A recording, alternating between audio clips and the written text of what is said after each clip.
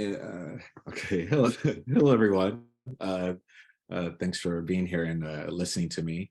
Listen to my story about my relationship with the Willamette River. So how it begins. Okay, in 2014, I was driving my car along Willamette Boulevard, overlooking Swan Island, and listening to our local community radio station, KBOO.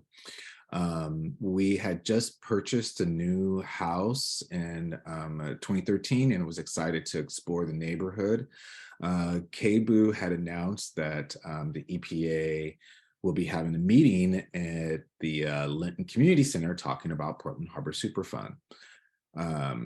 I was a little familiar with Superfund listings, but this, piqued my curiosity, and I was kind of curious about, well, how does this affect, the Linton community?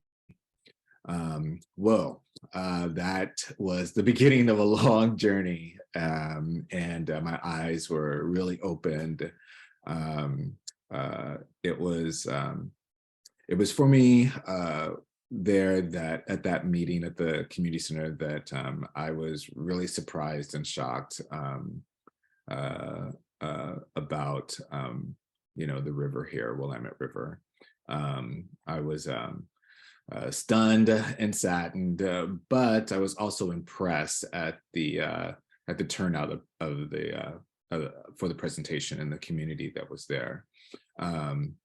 I have to say that I was angry too, um, uh, you know, feeling as though that this had been hidden from me. I had no idea that, the Emerald City, the most European city in the US, the environmentally woke city, had 11 miles of toxic sediment in its river. And I had just purchased a home 2 blocks away from the river.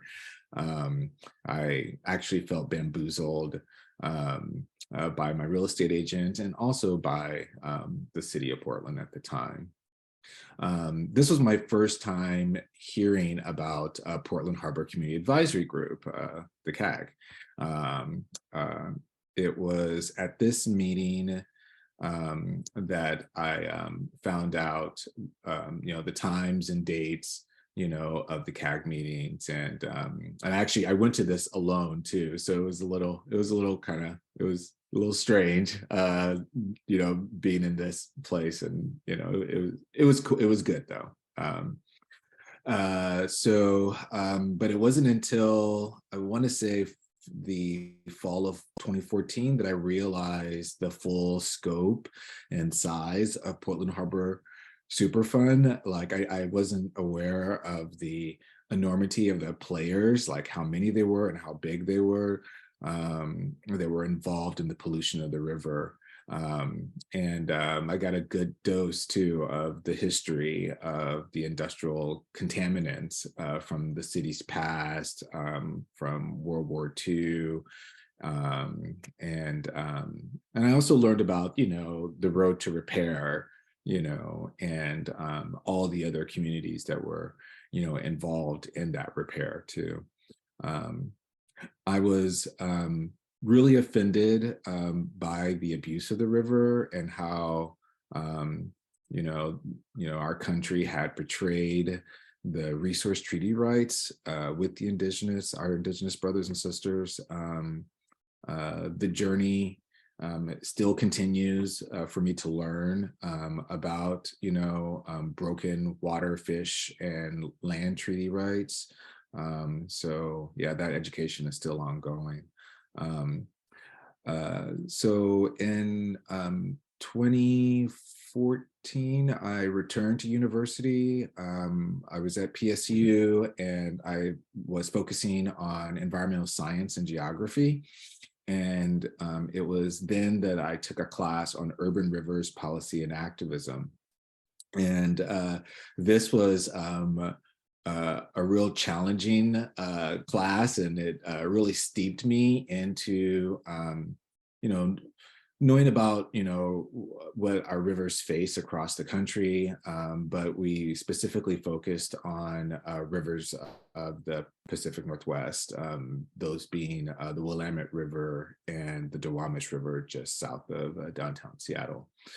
The class introduced me to many of the concerned voices around the Willamette River and also the Duwamish up in Seattle. And it showed me how important this ecological system is to the community and the lives adjacent to it, to the people who recreate in it, to the first peoples that lived next to it for thousands of years, and to people who just know that the river is here. It's really important to them that the river is ever present.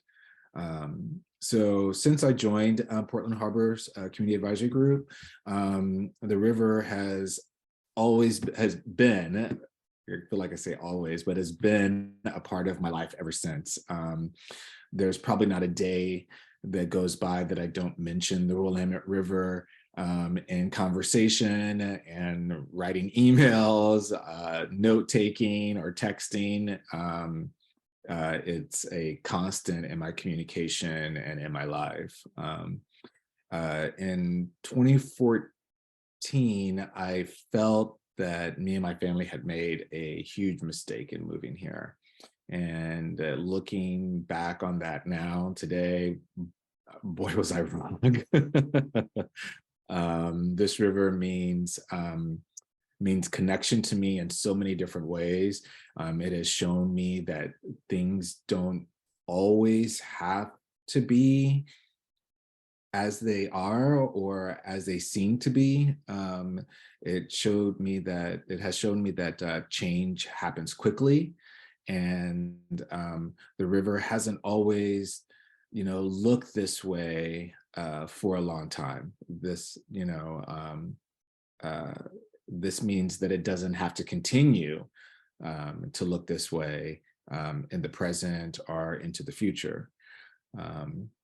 So by 2018, I realized that I'd found a really amazing community. I can say that it's my chosen river family for sure, and that has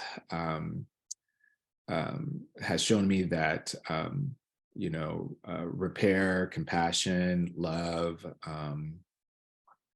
reverence for this amazing system that we live adjacent to. So I'm really grateful for my community, showing me those things, and me learning them too through them.